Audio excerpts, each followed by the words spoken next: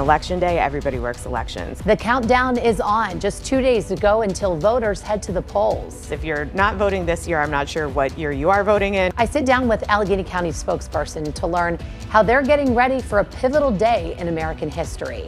Plus, matters most to me has to be the misinformation that are usually on these political ads. I think first and foremost, one of the biggest issues that we've had in the past that's kind of repeated itself is equality issues. Young people preparing to cast their votes, the issues that matter to them, and the group that's offering a place for them to talk about politics in a peaceful and respectful way. For the Record starts right now.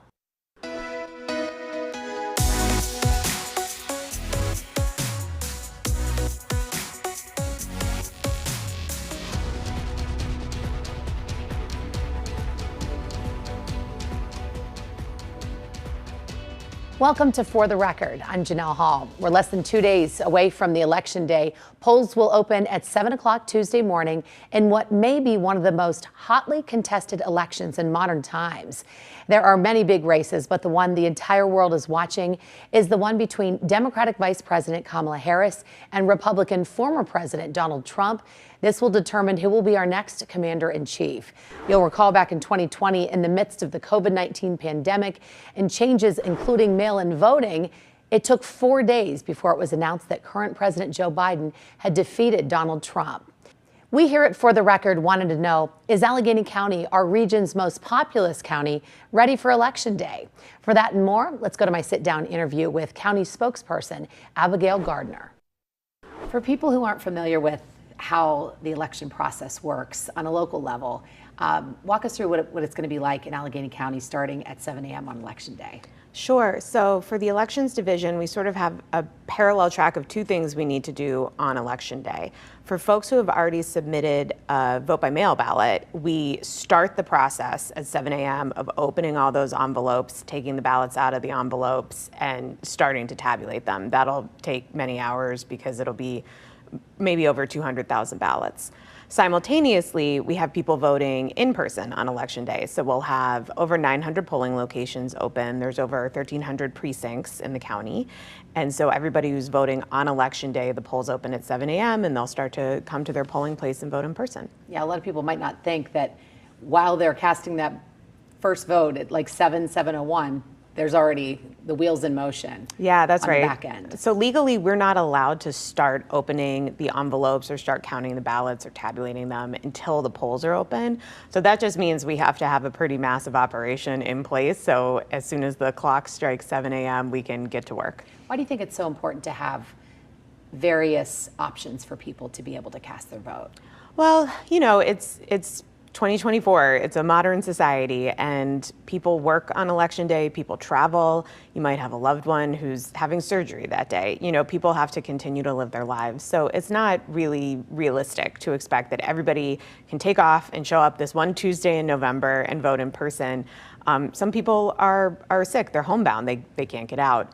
So having a mail-in option is really important. The county's also had satellite election offices this year. That's the first time since 2020 we've really offered that service, which was basically over-the-counter voting. You could go in person up until the deadline for a mail-in ballot. You could request that ballot, vote it, and hand it in. Some people call it over-the-counter voting, and that's the closest thing we have to early vote. We just want to give people options. Let's talk about security on Election Day. What can poll workers expect and what can the voters expect? Sure. So, I mean, first I have to thank our nearly 7,000 poll workers. Allegheny County is full. We have all the poll workers we need, which is really great. And those are people who work a really long day for a very basic stipend to do a service for the community, for their neighbors, to make sure democracy happens. And so we thank them, and I do want to remind everybody that these are your neighbors, and so they're going to treat you with dignity and respect at the polls, and in return, you should treat them with dignity and respect. So they've all been trained. They know, what the rules are, what to be looking out for.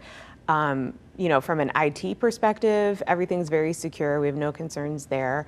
If someone is disruptive at the polls, trying to slow things down, intimidating people, a judge of elections has the right to remove them from being inside a location. There will also be constables present at polling locations.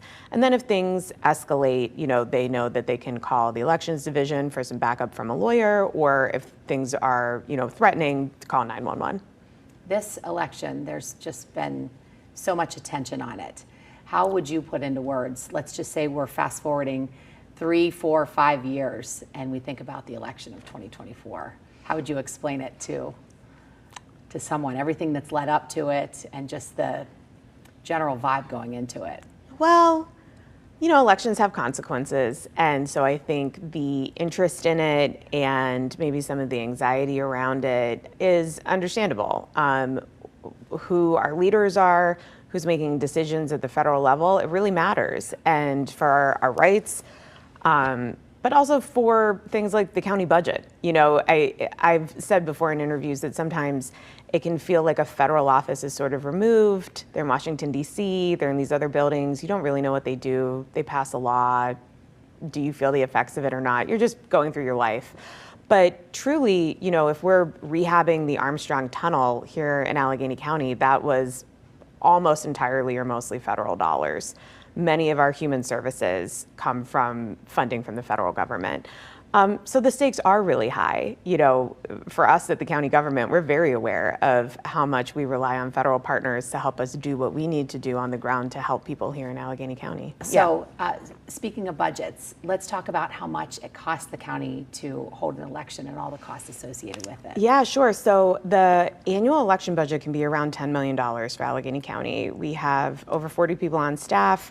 We run 2 elections every year, whether it's a presidential year or an off year. Next year there'll be a mayoral election. There's always a primary and a general.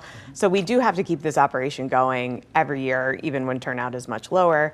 But right now they're working 12-hour shifts overtime to make sure everyone who's applied to register to vote, who's eligible, is in the system. We're printing the poll books.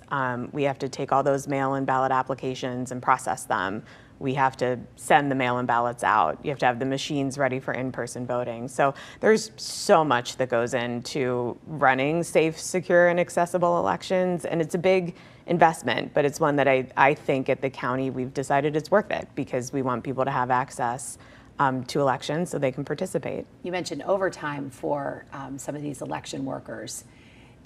What's the plan? Do you think everything will be complete on a local level here in the county by midnight? And if not, do you have a plan for after that?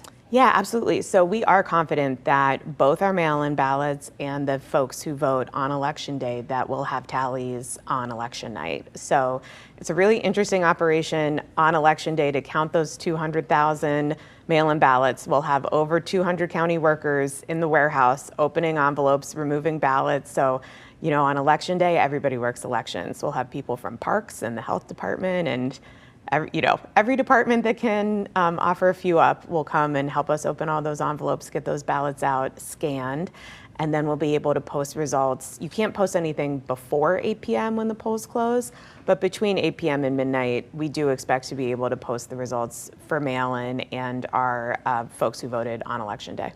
Still ahead on For the Record. One really important piece of advice is that you should check your polling place before you go. More on that last-minute advice from Allegheny County ahead of Tuesday's election, plus when the county starts preparing for next election day.